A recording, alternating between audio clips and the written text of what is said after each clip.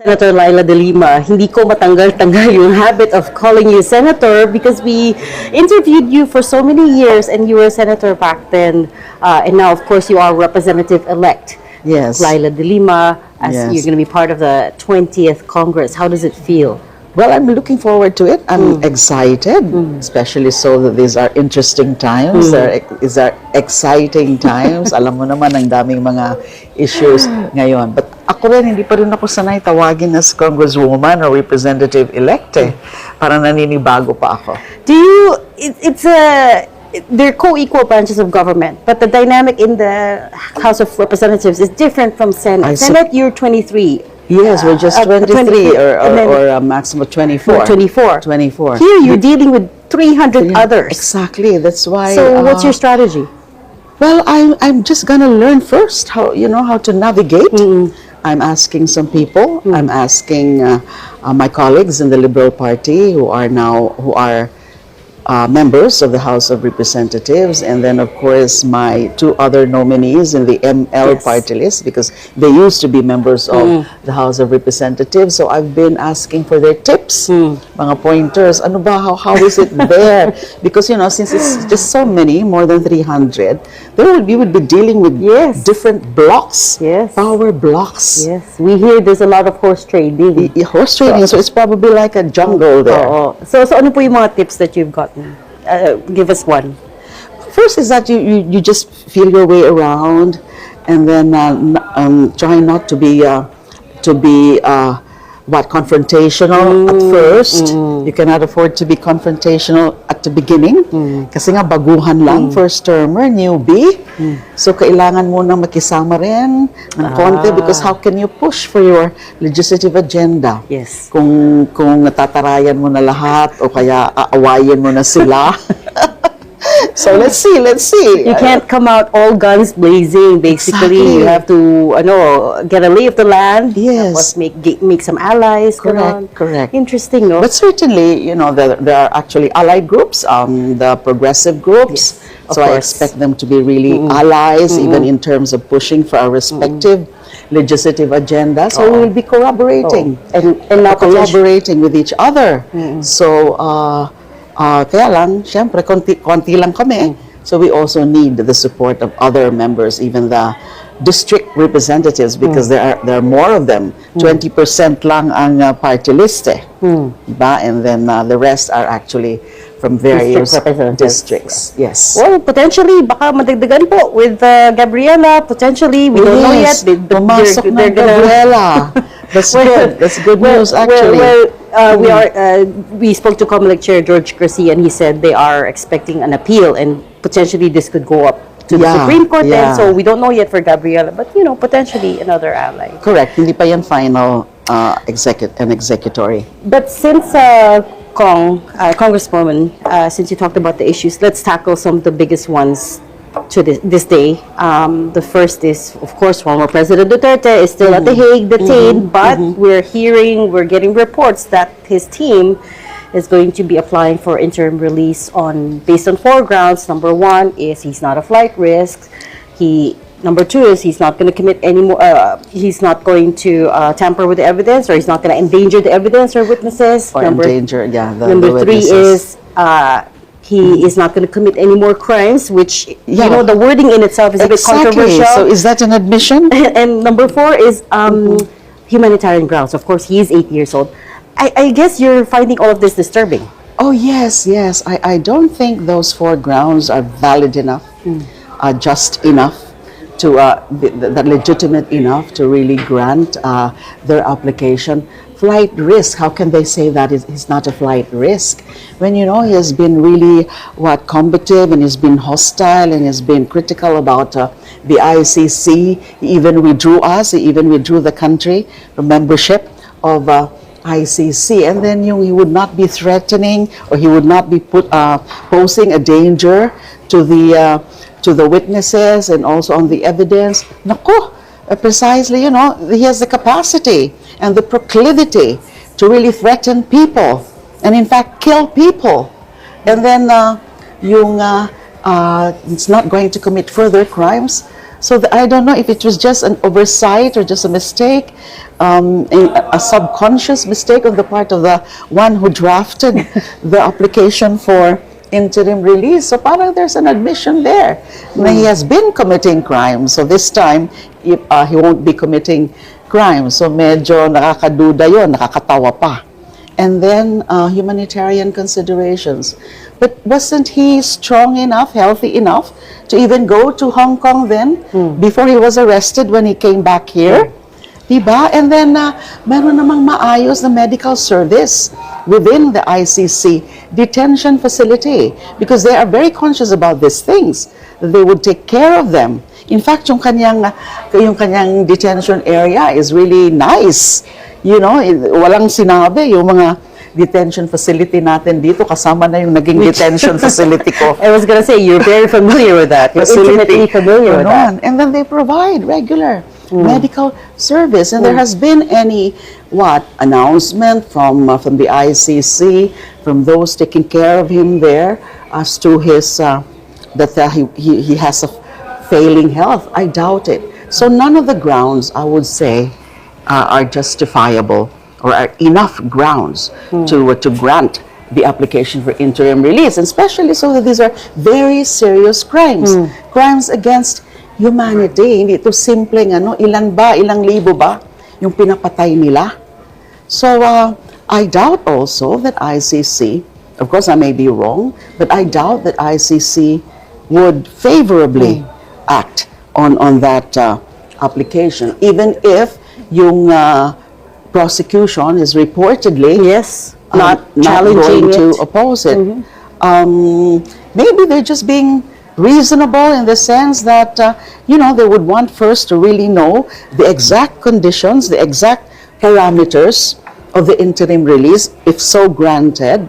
And then syempre dapat alamin din ano bang bansa yun sinasabing the third party country that's willing to host him, the one that is supposedly willing to host him. So we are also very curious about it. What country is this? It's supposed to be a member state, because you cannot offer to host if you're not a member state. So kaya ang Pilipinas hindi pwede kasi and they're not gonna bring him back here. Yes, hindi na tayo member state at kasalanan din yan ni former President Duterte kasi siya yung nag-withdraw sa atin from ICC. When you say that you don't believe his interim release, if it gets granted, will endanger the witnesses and the evidence, but I have to point out he's no longer in power. I mean, he's no longer a president. But look at him; he still has influence. He's still very popular. He still has minions, actually, especially in the security forces, the security sector. We can assume na meron pa siyang mga tao dyan, yung mga loyalist sa kanya. He has the capability. He still has that capacity to create trouble, including yung pananakot sa mga witnesses or mga potential witnesses. Let's not underestimate the man. Were you ever contacted by the ICC when they were building up the case to provide evidence, to give a testimony? I can neither confirm nor deny that. Oh, it's not on the record, so I wanted to find out directly from you whether you were contacted in prison. I cannot say so. Okay, fair enough. Sorry about that. That's okay. But, suffice to say, you don't believe he deserves interim release. Oh, definitely. I don't believe. Hindi pa po umuusad ang kaso, the case hasn't moved forward. We haven't even gotten to the confirmation of charges hearing yet. Pero you don't believe that he deserves interim release? No, I don't believe at all. And I hope the ICC, well, I think they know that. They will have to really assess the situation. They will be careful. We can trust them, the ICC, the pre-trial chamber, to be careful about making such a decision. Yep. Yes. It's quite meaningful that I'm sitting across from you today talking about Duterte, when there was a point in time when we didn't even think that we could ever see you again in person, right? We could only talk to you by phone. Tapos siya naman yung nasa sa peso. Tables have completely turned. Yes. And now you're also in a position to, I guess, determine the fate of his daughter, Vice President Sara Duterte, because you've been invited to be part of the House prosecution panel for her impeachment. How are you approaching this? And the secondary to that, can you even still be impartial at all, given your history with the Dutertes? Okay. I was invited to be part of the prosecution panel, and just like Representative-elect Chel Jokno, I said yes, although we are not yet officially members of the prosecution panel, for the simple reason that we are not officially assumed our post as representatives in the 20th Congress. Now, I said yes because I feel that I can help in the prosecution, in the successful prosecution. And I feel and I think that I don't think the House leadership would have invited me, would have invited Representative-elect Chel Jokno if they do not think that we can be of help. So whatever role that we have to do there, whatever task we would be given in terms of helping build the case and successfully prosecute the respondent, the impeached official, why not? Because if my track record in public service since I was a chairperson of the Commission on Human Rights until I became DOJ Secretary and eventually Senator, I've always fought for truth, justice, and accountability. And I firmly believe that this is all about really upholding the sacrosanct principles in our Constitution, especially truth and accountability. So I'm sure that there are people who are thinking na maybe this is my way of getting back, Absolutely. To get back at them, vengefulness and all that. Hindi po ako ganon, hindi po ako vindictive. I just feel that it is a call of duty. It's a moral and legal duty. Since I was invited, and as I said, hindi naman siguro nila ako iimbitahan na maging part ng prosecution panel kung hindi sila naniniwala na makakatulong din ako. So why not? When kailangan talaga lumabas ang katotohanan dyan. Kailangan malaman talaga yan ng taong bayan. Yung ibang mga ebidensya lumabas na ng mga hearings sa House of Representatives. Pero hindi pa yun lahat. Kasi these are serious, impeachable offenses. Hindi ito basta-basta lang na kaya nga merong impeachment na kasi that is applicable only to a small set of high officials, including the president. Na hindi sila basta-basta pwedeng mapaalis unlike other officials. Kasi importante yung kanilang mga posisyon. Pero once you are suspected or you are charged with committing any or some or all of these impeachable offenses, kasama na yung culpable violation of the Constitution, graft and corruption, especially betrayal of public trust, and then high crimes, kailangan sagutin mo yan. Kailangan panagutan mo yan. And therefore, it's only through impeachment. So you're not out for revenge, but is it safe to say at this point you believe she is guilty? I won't accept the job if I don't think that she can be successfully prosecuted. Although ang ano naman namin ngayon is that premature pa naman na sasabihin natin, i-convict na yan. No? Kailangan dumaan muna sa trial. And yun lang naman ang hinihingi ng marami. Kaya nga nadismaya ang marami sa ginawa ng Senado. Kasi ang hinihingi lang naman, umpisahan nyo na ang paglilitis. Litisin nyo na, tingnan nyo yung ebidensya, at pagkatapos nun, maghusga kayo, whether conviction or acquittal. Pero please, wag nyo yung gumagawa kayo ng mga kung ano-ano para ma-dribble yan. Ito ang pag-remand pa lang is that is already very questionable kasi wala naman talaga yan sa ligang batas. Saka parang kini-question na ngayon ng Senado yung pinakatrabaho ng House of Representatives. Kasi sa Constitution, yung House of Representatives ang may exclusive power to initiate at ginawa nila yung trabaho nila by adopting the articles of impeachment at transmit nila sa Senado. So tapos na yung trabaho ng House of Representatives as a body, as a House of Congress. Pero this prosecution panel ito yung magiging deputies ng House of Representatives para i-prosecute sa Senado bilang impeachment court. So parang pinapakialaman na ngayon, trying to question what was done with the House of Representatives sa paghingi pa nila ng sinasabing certification Yes. that they followed the requirements of the Constitution. Hindi ba merong presumption of regularity? Hindi ba yung articles of impeachment mismo na ang certification? Kasi verified pati yun yung complaint. So hindi nila yun ipapadala sa Senado kung hindi sila naniniwala na compliant with the Constitution. SP Cheese says he just wants to be careful. He wants to cover his bases. Ayaw niya ma-question sa Supreme Court about the way they carried out the proceedings. Gusto lang niya malinis lahat, sigurado. And that is why they're asking for a certification from the House that everything was constitutional, everything was above board. Do you buy that? I don't buy that at all. Kasi parang ang pinapakialaman na nila yung trabaho ng House of Representatives na co-equal dapat sila. Hindi ako, with due respect, hindi ako sumasang-ayon sa sinasabi nila na pagdating daw sa impeachment ay hindi daw co-equal. Kasi court, tapos prosecution. Oh, mali po yun, mali po yun. Pag impeachment, may iba ang role nila, pero hindi ibig sabihin yung isa mas superior kaysa sa isa. That one is subordinate to the other. They have different roles, but it doesn't mean they are not equal. Kasi ganun din, di ba, sa ordinary cases. Okay, so you have the judiciary, the court. And then, sino nagpo-prosecute? DOJ, the executive through the DOJ. Tapos sa court naman, the judiciary through the courts.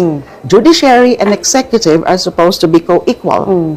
Separate branches of government, independent, co-equal branches. So kapag merong linilitis na ordinary case, criminal case sa korte, hindi ibig sabihin subordinate na yung executive represented by the DOJ doon sa court, sa judiciary represented by the court concerned, RTC or whatever.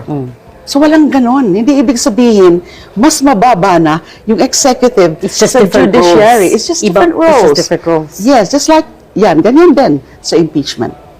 You're absolutely correct, Congresswoman, these are all high crimes that she's being accused of. And if I could just run quickly through the 7 articles of impeachment, si mga seryosong krimen ito, no? So, conspiracy to assassinate the president, malversation, bribery and corruption, unexplained wealth, involvement in extrajudicial killings, destabilization, and yung 7th article actually simply cites the totality of respondents' conduct as vice president. Take off your hat as a politician first and put on your legal your hat as a legal expert. You were once a justice secretary. What, in your view, which of these are the easiest to prove? Well, ayaw kong pangunahan ang prosecution because, as I said, hindi pa ako part. Pero personally, the first 3 are actually very strong. Are very strong, the first 3. Yung Conspiracy, threat to assassinate, malversation, and then yung sa bribery. Dun sa confidential and intelligence funds, and then dun sa mga sa bank accounts. The unexplained wealth, the not declared in the SALN. So those are actually the strongest. But actually, all of these are strong. But I'm just, if you're asking me just as a lawyer and not necessarily part of the prosecution panel, kasi I cannot be really speaking on behalf of the prosecution panel, especially so na meron na silang spokesperson. They just designated a spokesperson. But the use or misuse of the confidential funds, so far, how we understand it to work is you don't have to write down the real names. I know we make fun a lot of the names like Mary Grace Piatos and Owishi and etc. etc. Pero evidently these are all aliases anyway, right? You don't need the real names. The question there is, totoo bang may logbook where the real names are registered? And that's what we're trying to find out. Kasama yan sa dapat malaman. And then it's the brazenness actually. Look at the names that they've been using. Yung mga chichiria, o kaya meron na rin nga si Chel Jokno, and then si Marian Rivera, and even si Risa, Yes, meron the Hontiveros celebrities, doon, yeah. and other celebrities. The brazenness itself, the absurdity of those names, what does it tell us? Because it can either only be stupidity, a case of stupidity, or impunity. And But the idea is that those are just aliases anyway. Yeah, those right? are aliases, but you Can we don't- connect them to real person is the question. it's up to them to prove it.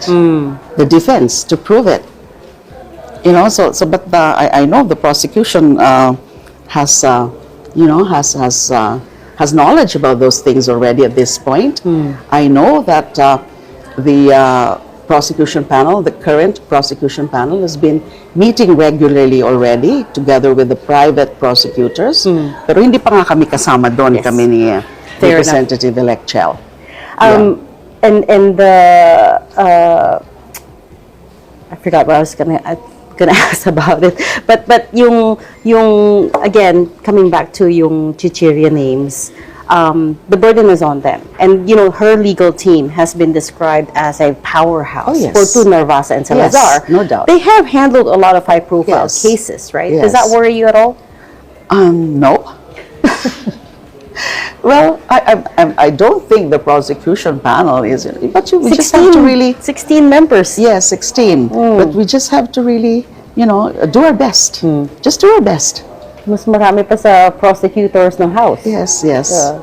But the House, I guess, is prepared. I also wanted to touch on yung legal standard that's required to convict her, because we've been told, and we were listening to this UP law debate, where they said yung standard of evidence required in an impeachment is not the same as a criminal court, Yeah, it's not right? proof beyond reasonable doubt. Correct. It's not. lower. It's It's lower. less. Yeah. It's just sufficient evidence. Sufficient, substantial evidence or preponderance of evidence. Actually, that can change. The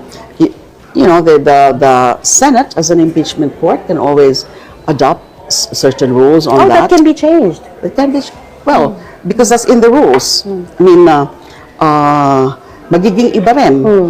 But what is certain about it is it's really lower than the standard in ordinary criminal cases, which is proof beyond reasonable doubt. Kasi in the first place, ang impeachment does not result in criminal penalty. Yes. Meaning no imprisonment, no fine.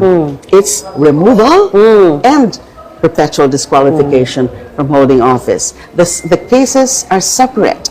It's without prejudice. Whatever is a judgment of the impeachment court would be without prejudice to the filing Right. of separate cases, whether it's criminal, civil, and administrative.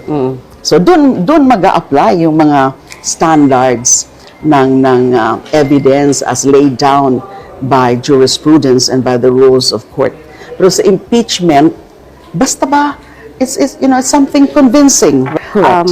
But if she survives this, and we don't know how it's going to go because we haven't even started the impeachment proceedings, but if she survives this and does gun for the presidency in 2028, is that something that's playing in the back of your mind? Of course, because if nothing happens, for example, well, if she is acquitted and then or impeachment is dismissed, the case is dismissed, because that's still a possibility. Yes. Because they have tried it anyway initially, diba? So baka ganun na naman, baka somewhere along the line in the course of the trial, meron na naman magkakaroon ng bright idea to dismiss the case. And in fact, we cannot discount the possibility that in the verified answer to be filed by the respondent, baka meron na silang prayer for dismissal dyan. Lalo nang tinelegraph na yan ni Senator Bato sa kanyang... Well, he is trying to get it dismissed. He is. Di ba he was trying to get it dismissed? Yeah. Nagkaroon lang nag-introduce na lang ng amendments si Senator Alan Peter. Correct. Because I think they did not anticipate, they were not able to anticipate the public's reaction. Look at the reaction, di ba? Sunod-sunod. Yung mga issuance ng mga statements from law groups, from schools. A lot of the schools, a lot of the top law schools in the country. So I think they were not able to anticipate that. Nagulat din siguro sila. And so parang sort of a semi-Solomonic solution. Ganun na lang, pinabalik na lang, instead of magbobotohan na sila doon sa dismissal, the motion for dismissal na final ni Senator Bato. So parang face saving na rin yun. But as I said, we cannot discount the possibility of another scenario na susubukan na naman nila ipa-dismiss even before trial. So, ganyan ang magiging sitwasyon. Siyempre, kung ma-acquit siya at ma-dismiss, walang mangyari yung impeachment. She has more or less said it already that she is open to running for the top so she will job, yeah. most likely run. And if things don't change, if the situation, if the political atmosphere does not change, she might win. And The polls say she's a good chance. she has a good chance. And so what has being imprisoned by her father taught you about the need to prepare for such a scenario? Ano po yung natutunan natin about, I mean, I'm guessing you're not taking for granted that she's going to get convicted. But what if the other scenario unfolds? She gets acquitted, she runs for president, she wins. How are we preparing for that? Well, it's going to be a nightmare. If another Duterte becomes the president. To me, that should be again a nightmare. Can you imagine? Alam ko magre-react naman yung mga mga DDS minions dyan. But this is how I feel. And I think many also would share that sentiment or that view. Now, what happens if we have another Duterte for a president? Would it mean, again, killings? And then the foreign policy. Baka balik na naman tayo dun sa pro-China foreign policy natin na mabuti nga at naiba na nung sa current administration. Ano na naman mangyari? So lalo lalakas ng loob lalo ang China dun sa ginagawa niya sa ating West Philippine Sea. Yung ano nga natin is that nagkakaroon na ng creeping invasion. And so China definitely is very much interested on the leadership of our country. You don't believe that she's a different person from her father? I mean, of course, she's a Duterte, pero she tends to do things her own way din, di ba? Yeah, she has her own ways. But she can be more dangerous. In what way? Look at how she behaved, and look at that very open, public, brazen threats to assassinate.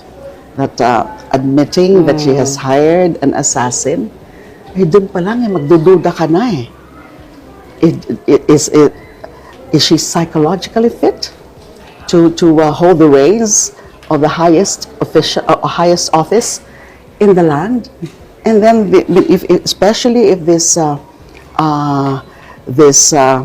acts of corruption on her part would be proven or would be shown during the trial, can we afford that?